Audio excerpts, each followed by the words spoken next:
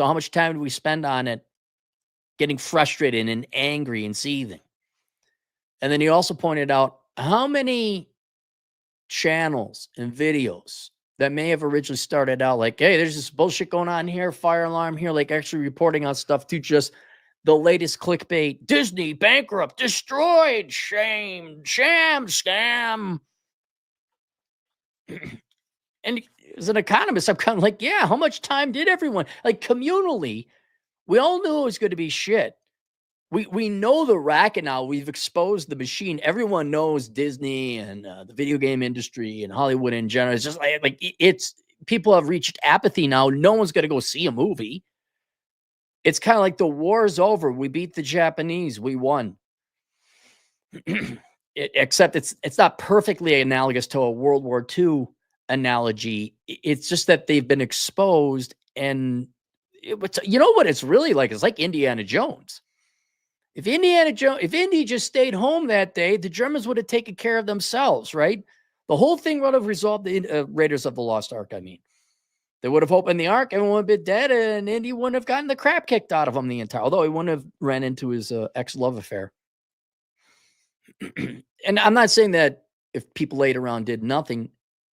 It's the classic case of, okay, we fought a war. The war is over. We won. It's time to go home. And I've talked about that before where, World War II came to a close. We defeated Germany. We defeated Japan. And you know what we did afterwards? We went home. Yeah, we left some occupying forces and some, some stations behind. But for the most part, everyone went home because we got lives.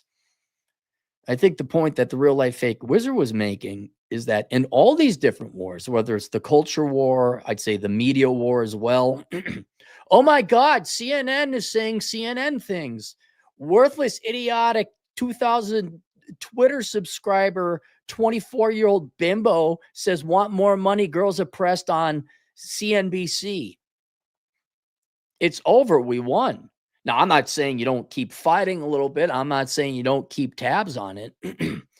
But you leave an occupying force and everyone goes home back to your lives, citizens.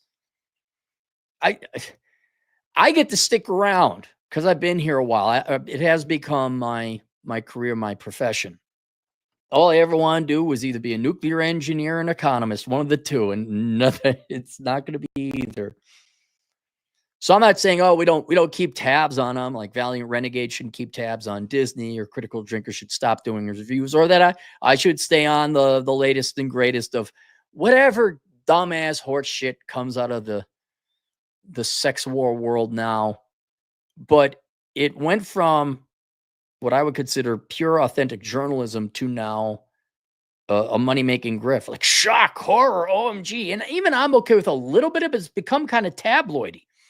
And all now you're doing is wasting your time, especially when it's like, oh my God, this thing may have happened. And you click on it, it isn't actual real news. He's right.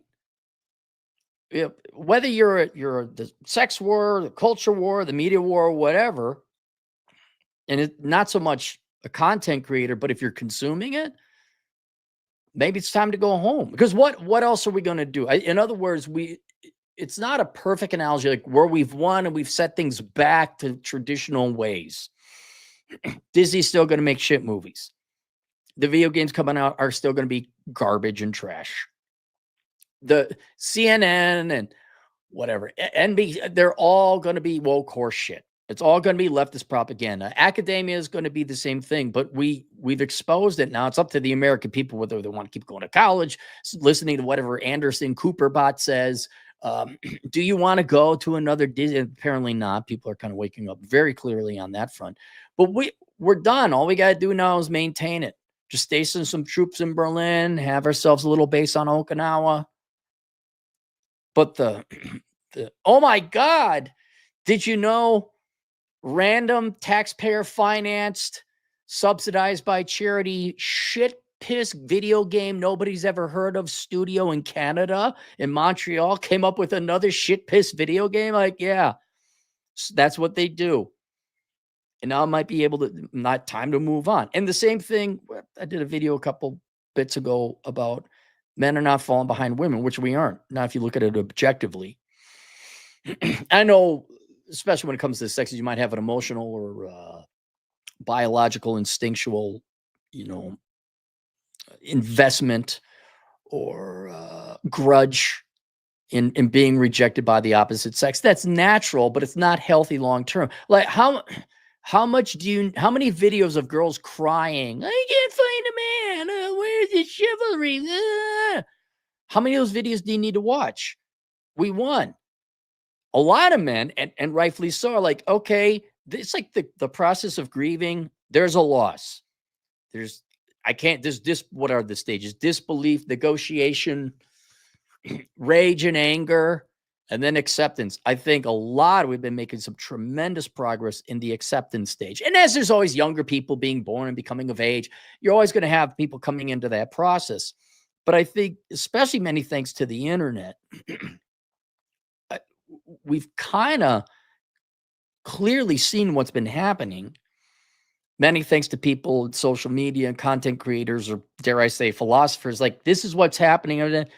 And now large percentage of the population is informed, and now no one's being hoodwinked or screwed over by these people anymore. And if they are, well, that's on you, guys. If you're going to go see a Disney movie, that's on you. If you're going to go to college for bullshit, that's on you. If you're going to get married in this country, that's on you. And for everyone listening, yeah, it was fun. It was fun consuming all this stuff. And right, go ahead, tune in, everyone. Who doesn't like a good old Legion of Men video, right? Who doesn't like the occasional Taylor the Fiend? Or who doesn't like a good old who's a good one that I enjoy? Yellow Flash. And Yellow Flash he stays up on top of, he's more of an updated journalist type of channel. I'm not saying don't get your digs. Like, let's tune into this. Like the latest, like every time a movie comes out for Disney, yeah, what are the box office receipts? What are your budgets? Okay, yeah, fuck you. Oh, there's a little smile. Oh my God. Chelsea Handler. Let's check in on Chelsea Handler. America's Freak Show. Girl boss, feminist spinster freak show. Let's look at her. Oh, that's funny. She's still miserable. But man, I want to make it your life. I get on, move on. Go do other things. Go get in some exercise. Go outside and play. Summer's come up. Go do some road biking, motorcycling, traveling. Go climb a mountain. Go get a sport.